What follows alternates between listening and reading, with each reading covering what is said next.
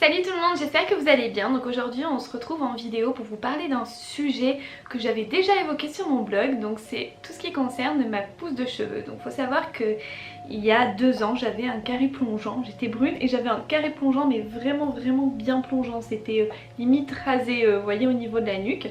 Et en 2 ans donc je suis arrivée à ce résultat là, sachant que je suis allée 5 fois me couper les cheveux à peu près. Donc ils auraient pu être encore bien plus longs si je les avais pas coupés. Donc je vais vous expliquer tout ce que j'ai fait pour arriver de ça à ça. Donc il faut savoir que en général le cheveu pousse de 1 cm par mois. Et donc là il a bien poussé de je ne saurais même pas vous dire combien de centimètres. Mais en 1 an j'avais mesuré, j'avais eu 40 cm de pousse de cheveux en 1 an. Avec tout ce que je vais vous dire, c'est ce que j'ai appliqué, donc c'est que des produits naturels, j'ai rien utilisé de chimique, ni des gélules, rien, j'ai vraiment utilisé surtout par un système mécanique mais aussi par des huiles naturelles, etc. Donc je vais tout vous expliquer. En premier temps, ce qu'il faut faire sur votre cuir chevelu, donc vous savez, vous gommez le corps, vous gommez le visage, mais le cuir chevelu lui aussi il a besoin d'être gommé pour enlever toutes les peaux mortes, même les pellicules, etc. Ça va aider à les éliminer. Et en même temps, le fait de faire un gommage sur votre cuir chevelu, ça va stimuler votre cuir chevelu et donc du coup stimuler la pousse. Pour faire les gommages, donc il y a Carita, je sais qu'ils font ça. Il y a Christophe Robin aussi qui fait ça, donc c'est des gommages pour le cuir chevelu. Enfin bon, dépenser 50 € dans un gommage chimique en plus, bof, c'est pas trop mon délire. Que ce soit pour le corps ou les cheveux. Pour le visage, non, j'en utilise un que j'achète. Mais pour le corps, ça aussi, je le fais à la maison. Donc pour le cuir chevelu, donc c'est simple. Moi je prends du sucre ou du sel, quelque chose d'assez fin quand même pour pas l'agresser non plus. Et vous le mélangez par exemple avec votre shampoing et vous gommez bien. C'est un peu délicat à faire quand même parce que vous avez tous les cheveux et tout qui se mettent dedans. Et vous gommez bien le cuir chevelu. Donc ça, faites-le au moins 1 fois par mois, ça suffit, pas plus, sinon ça va trop agresser votre cuir chevelu. Et donc juste du sel ou du sucre, mélangez un petit peu à votre shampoing et vous massez bien. Il n'y a pas besoin d'une quantité spécifique, vous faites à vue d'œil quoi. Et vous massez bien longtemps, vous frottez pas non plus pour pas trop agresser parce que le cuir chevelu est assez sensible quand même, donc il faut faire un petit peu attention. Et donc après rincez bien votre gommage et faites votre shampoing habituel pour enlever tous les résidus de sucre ou de sel. Après vous pouvez le faire, vous m'avez demandé si vous pouvez faire avec du bicarbonate. Je pense que oui, je pense pas que ça fera du mal à vos cheveux le bicarbonate. Après je sais pas, je suis pas professionnelle dans ça, moi je vous parle de mon expérience. Après pour vous conseiller pour d'autres choses, je sais pas tester, mais le bicarbonate c'est pas quelque chose d'agressif, donc peut-être que ça peut assécher vos cheveux encore à la limite. Mais je pense pas que ça fasse du mal à vos cheveux, enfin bon, essayez. Pendant ces 2 ans, j'ai fonctionné par bain d'huile.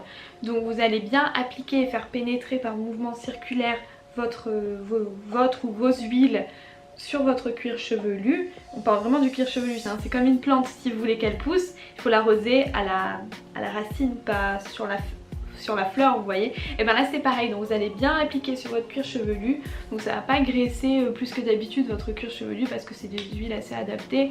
Et enfin vous inquiétez pas, je vais vous donner des astuces après pour pas que ça graisse trop non plus votre cuir chevelu. Donc ce bain d'huile je le fais minimum 1 fois par semaine. Je sais que c'est un petit peu compliqué de faire ça, surtout si vous le faites la nuit, parce qu'après il faut se lever, il faut se laver les cheveux plusieurs fois, etc. Quand vous allez travailler et tout, vous n'avez pas forcément le temps de vous laver les cheveux le matin, je comprends, mais faites-le par exemple quand vous êtes en week-end ou quoi, la nuit, d'aller dormir avec votre masque, parce qu'il n'y a rien de mieux que de dormir avec son masque, parce que vous savez que pendant 8 heures vous avez vos actifs sur la tête quoi, qui vont faire pousser votre cheveu. Donc après vous pouvez le faire bien sûr, c'est déjà mieux que rien de les poser minimum 1 heure dans la semaine avant de vous laver les cheveux le soir. Donc une huile que j'ai utilisée pour faire et que j'utilise toujours d'ailleurs parce que je continue à faire pousser mes cheveux, donc c'est l'huile de coco. Donc elle fait très bien pousser les cheveux, donc pareil vous l'appliquez. Pensez à bien alterner les huiles, par exemple moi j'en mélange 3, 4, oui entre 2 et 4 huiles, je mélange maximum et j'alterne au fil des masques en fait pour pas habituer votre cuir chevelu. C'est comme une crème en fait, si vous utilisez tout le temps la même crème sur le visage, après votre peau va s'y habituer et ne réagira plus de la même façon et du coup il n'y aura plus d'effet. Donc là c'est pareil avec les huiles, il faut penser à bien alterner les huiles. Une autre huile que j'utilise aussi, c'est l'huile d'avocat. Donc pareil, sur le cuir chevelu, ça fait bien pousser les cheveux. Ensuite le number one, c'est vraiment l'huile de ricin parce que d'une, elle favorise la pousse, et de deux, elle peut guérir par exemple si vous avez des problèmes de chute de cheveux, de perte de cheveux, vous avez perdu tous vos cheveux et que vous n'arrivez pas à les faire repousser, et ben ça va vraiment même guérir et soigner votre cuir chevelu. Donc même si vous avez des maladies ou quoi, ça fait beaucoup de miracles cette huile, donc je vous conseille vraiment de vous la procurer. Donc ça pareil, vous la trouvez sur Amazon, Aromazone. Un truc qui est génial, mais par contre elle sent hyper fort et c'est même écœurant, c'est l'huile de moutarde. Donc vous avez l'impression d'être un steak quand vous l'appliquez, tellement ça sent vraiment la moutarde, hein. C'est très fort et en fait c'est pour ça, c'est comme c'est une huile très forte, épicée, enfin, je sais pas comment dire, mais voilà, du coup ça va vraiment stimuler la pousse du cheveu et ça c'est vraiment génial pour la pousse du cheveu. Là non plus mon flacon est vide, donc du coup je peux pas vous le montrer. Et une autre huile aussi, c'est l'huile de sésame qui m'a bien aidé pour ma pousse de cheveux. Il y a deux autres actifs que j'aimerais vous parler, donc c'est le collagène végétal. Donc ça c'est génial, c'est pour bien donner du volume et épaissir votre cheveu si vous avez des cheveux très fins. Donc moi avant j'avais les cheveux assez fins et je trouve qu'ils ont vachement épaissi. Au niveau du volume, c'est pas trop ça, je manque quand même beaucoup de volume. Bon là je triche un peu en mettant une petite astuce, mettez du shampoing sec et ça va vous donner du volume. Bon, moi c'est ce que je fais même s'ils sont basales, je mets un petit peu de shampoing sec et ça me donne un petit peu de volume. Voilà, donc c'était la petite astuce. Et donc le collagène végétal, donc voilà, donc ça va épaissir et donner du volume. Et c'est quelque chose que vous pouvez également utiliser sur vos cils. Donc pareil, hein, les huiles que je vous dis, vous pouvez les utiliser sur vos cils. Prenez un coton-tige et vous l'appliquez vraiment en ras de cils et ça va faire pousser vos cils. Et pour finir, la dernière huile que j'utilise, c'est une huile essentielle de pamplemousse et ça sent trop bon. Donc je rajoute, je sais pas, une dizaine de gouttes dans ma préparation et comme ça va donc déjà, ça va assainir votre cuir chevelu, ça va le purifier si vous avez le cuir chevelu qui a une tendance grasse. Donc ça c'est très bien et en même temps il favorise la pousse du cheveu. Et voilà, maintenant vous connaissez toutes mes astuces que j'ai adoptées pour faire pousser ma chevelure.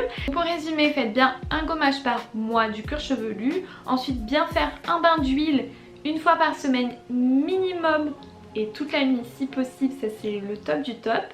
Et n'oubliez pas surtout d'alterner tous vos produits pour pas que le cuir chevelu s'y habitue et que votre pousse stagne. Donc après toutes ces astuces que je vous donne, c'est mon expérience personnelle. Après je pense que d'une personne à une autre ça peut varier.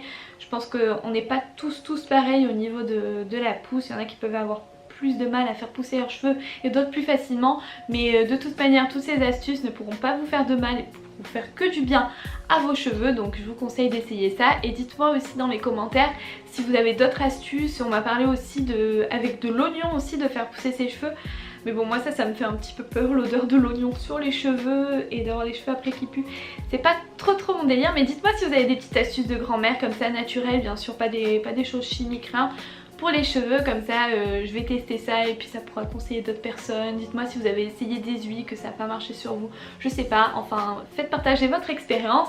Et je vous filme une autre partie de la vidéo sur comment j'entretiens mon blond, comment je suis passée de brune presque noire à ce blond, comment je l'entretiens, comment j'essaye de soigner mes cheveux parce qu'ils ont été très abîmés. Donc je vous parlerai de ça dans une prochaine vidéo et en attendant je vous fais des gros bisous.